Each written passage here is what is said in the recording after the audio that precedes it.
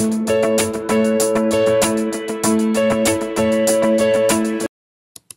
hi everyone, welcome back to another video. So siguro nakita niyo na sa title, so mag-reaction video ako sa mga pictures namin ni Dave nung nagbabakasyon pa lang kami. And yung mga pictures na to guys is 10 years ago, 9 or 10 years ago na.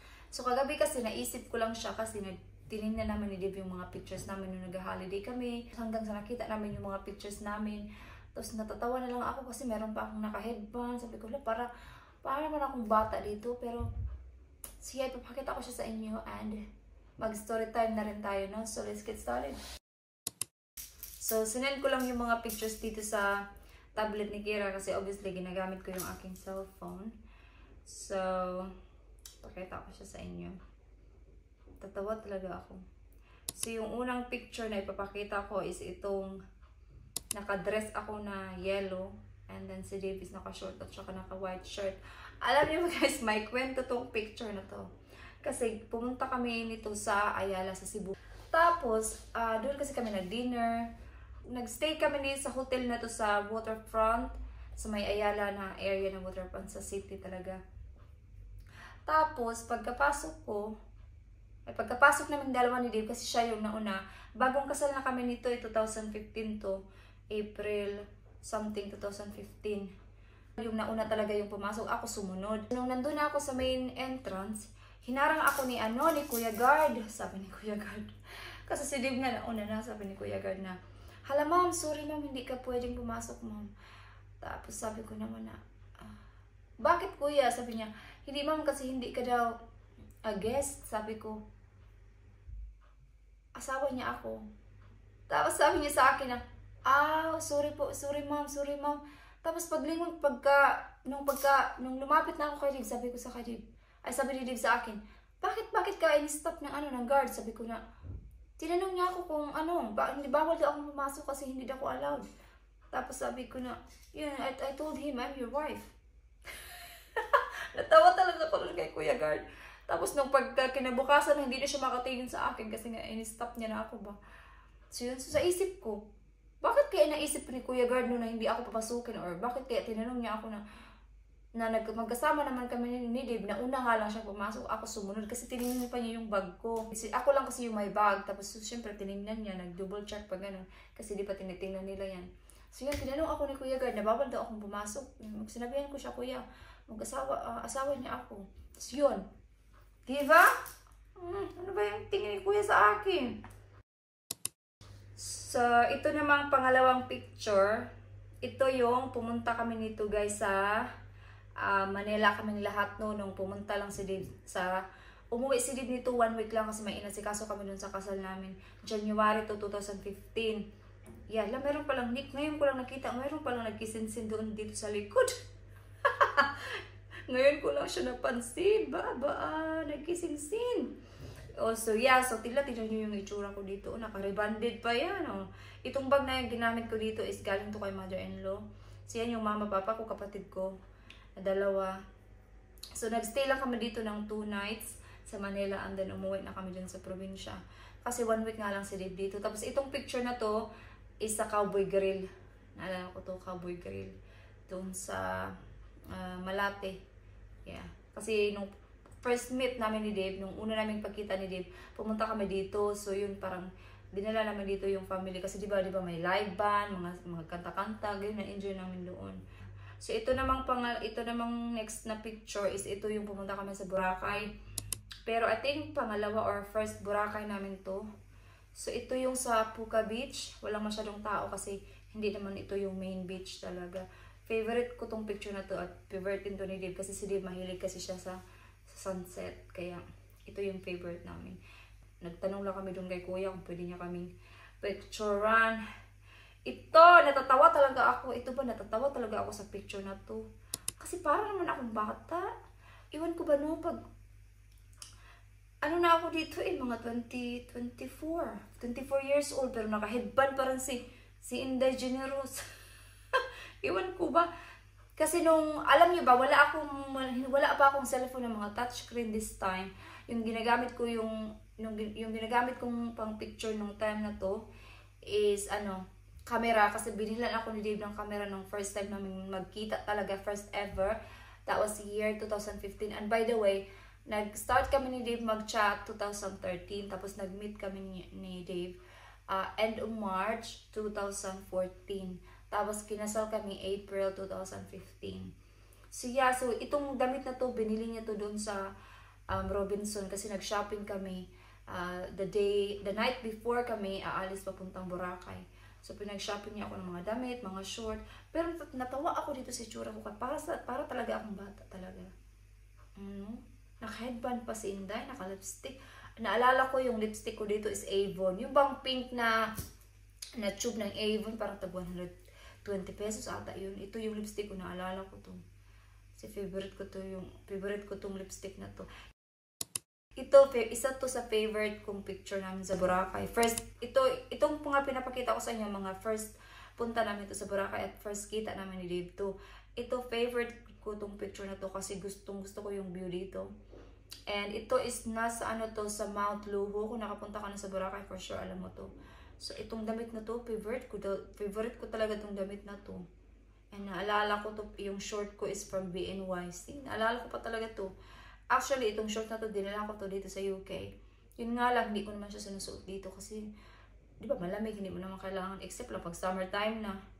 And then, see, as you can see, may hawak akong camera, yun yung binili ni Dave. Hanggang ngayon, nandito pa rin yan. And, yung ginamit ditong pang picture is yung cellphone ni Dave. Grabe, no? 10 years ago na itong mga ganito. Pero kung titingnan ko, parang alam. Tapos medyo mataba pa ako dito, no? Sinung-in ko siya, mataba pa ako dito, konti. Diba? Next picture. Oh my God. Tingnan nyo ako dito, oh. Alam nyo ba, itong damit ko is ukay-ukay lang yan. Kasi naalala ko, favorite ko din yan. So, itong picture na to is sa baba to ng aming hotel na inestihan. Yung hotel kasi namin na inestihan is medyo hindi siya sa main beach talaga. So, kailangan mo pang tricycle. So, every time na pumupunta kami ng 200 pesos, sa ganun. So, yeah, so it's good din na hindi talaga kami sa main beach talaga sa Boracay kasi medyo quiet side siya, pero hindi na siya masyadong malayo. So, yeah, yung pangalan ng hotel na to is Paradise Bay, parang ganun. And by the way, nagpunta kami dito sa Boracay, mga 1 week kami dito sa Boracay. Hala, itong picture na to, tingnan nyo. Sa mga nakakaalam sa sandal ko, sa to guys, sa Natasha. Natasha yung sandal ko. Alam nyo ba, hindi ako mahilig ganyan, mga heels. Yun nga lang, ito first meet namin to, the next day to, pumunta kami sa town namin. So, nag-stop muna kami dito kasi nga, isa to sa mga, madaanan lang kasi ito papuntang town, on the way back sa bahay, tapos on the way to town. Sabi ko, mag-stop kami dito para makita nyo naman yung beach, di ba? So, ito yung first meet namin. Hala no, naka talaga si Inday, naka-heels. Para medyo magka-level kami, no? Ito lang, tingnan nyo si Dave, medyo pa siya dito, payat pa. Pero ngayon, nag-expand na, buyag. Ito namang picture na to, si Inday nga pagkatawa niya, so, ito sa Cebu to, sa Lapu-Lapu. Kasi sa Cebu kasi kami nag-honeymoon. Sa ano ba yung pangalan nun? Hindi ko na maalala yung pangalan. Maribago. Doon kami sa Maribago nag-stay. So, yeah. Ito yung picture na to. Kung nag-lunch kami dito, yung kinain ko dito is ang sinugba na isda. Inihaw na isda. Inaalala ko to. Alam no? Tagal na nito. 2015. Ito yung sa labas ng hotel room namin, as you can see, sa paligid. Nag-breakfast kami the next day. So, ito yung sa Maribago. Tignan yung itsura ni Jibo. Pahit pa siya dyan, no? Umiinom pa kasi siya nito. Ngayon kasi medyo, 4 years ago, hindi na siya nag-inom. Kaya medyo, nag-iba na yung kanyang lifestyle. Tingnan yung itsura ko dito, oh. White ang aking mukha, no? Tapos yung aking katawan, medyo tan. Kasi pa kasi ako dito, nag-whitening pa, syempre, di ba, mga Asian tayo, mahilig tayo sa whitening. Pero hindi na talaga ako nag-whitening sa mga skin, kasi mas better pag tan yung skin mo. Wala no, yung itsura ko talaga dito, oh. Pati yung damit ko dito, yung sando ko, ukay yan siya. Ito is the second time to, pumunta kami ng Boracay. Hindi ko na maalala yung year, but this is the second time. So yeah, tingnan yung itsura ni Dave dito. Ito yung favorite naming kainan sa Boracay. Ang pangalan nito is Mesa. Kung alam niyo yung Mesa, meron din to sa Ayala actually. Nung pumunta kami sa Cebu. Yan yung mga favorite. Alam niyo ba itong isda, as you can see sa gitna na isda. Yan, hito yan. Hindi ko alam na hito pala yan in order ni Dave. So, hindi niya yan kinain. Tinikman niya lang, hindi niya kinain. Kasi daw, parang yung smell daw is dirty smell or dirty taste, ganun. Sabi, hindi ko naman alam na hito. Yan, di ba sa sapa man yan, sila, sa sapa man yan sila ba? So, yan. I'm doing a reaction video. I like this fish. No, I don't. Yeah, the hito fish. And it's quite expensive, actually. I can't remember. But I know this one was a waste because David said, oh, I don't like it. So we ended up not eating, we ended up just wasted. But I like mine because my one is what is my one in here, Dave? Mine was tilapia, Dave, isn't it? What, in Mesa? Yeah. Yeah. Yeah, yung akin is tilapia, tapos meron silang 4 na mga sauce, ganun. Pero kay Dave talaga nag-waste lang. Hala! Dave, this next one is the macho at saka si dito si look si Piolo Pascual at saka si sino to? Ann Cortez. Hala no, alam niyo ba, never talaga ako na ganito. Pero ito sa second time na kasi to, kaya nung first time kasi hindi talaga ako nagaganito kasi nahiya pa ako kay Dave ba. Alam niyo ba, kwento ko sa inyo, first meet namin ni Dave, first kita namin ni Dave, pumunta kami sa Boracay, no, hindi niya talaga ako nakitang nagganyan. Kasi nahiya ako, alam niyo ba, naligo ako sa swimming pool na naka-duster, naka-duster talaga, naka-mini dress. Kasi nahiya ako sa kanya, tapos sabi niya, you come and swim. Siyempre nga, mahiyain kasi probinsyana, gano'n. Medyo nahiya ako ganito. Ito, second time na to. Second time na namin pumunta ng Boracay. Sabi nga niyo, Dave, are you sure? Kasi sinasabi ko na sa kanya, picturean mo na ako, picturean. Ganon. Diba? Sa una lang yun, hiya-hiya. Pag pangalawa, wala na. Ito din, pangalawa din to sa... Itong inistihan namin is sa Linganay. Maganda doon.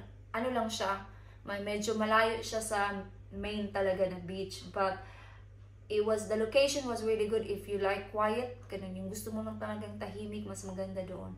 Pero walang problema kasi meron naman silang van. So anytime pwede kang magtanong sa reception if gusto mo magpahatid, gusto mo magpasundo, basta mag-text ka lang or tawag ka lang, ganun. So I think yun lang naman na so far kasi marami naman kaming picture ni Dave, pero sabi ko sa kanya, isend mo lang yung iba. So yeah, so yun. Hala no, hindi ko talaga akalain na yung mga picture namin 10 years ago na sila. So yeah, nakakatawa lang. So yeah guys, yun lang naman. So I hope na enjoy nyo, no? Nakita nyo na ang aming mga pictures. So yeah, yun lang naman guys. So nag-meet kami ni Dave 2014, tapos kinasal kami year 2015. So kung gusto nyo makita yung wedding photos namin, maybe next time. Pero I think I will vlog after this video kasi medyo after nitong video wala na akong naka-schedule na vlog, so I need to vlog. So yeah, that's it guys. So thank you so much guys for watching, and I hope to see you guys in my next one. Bye bye.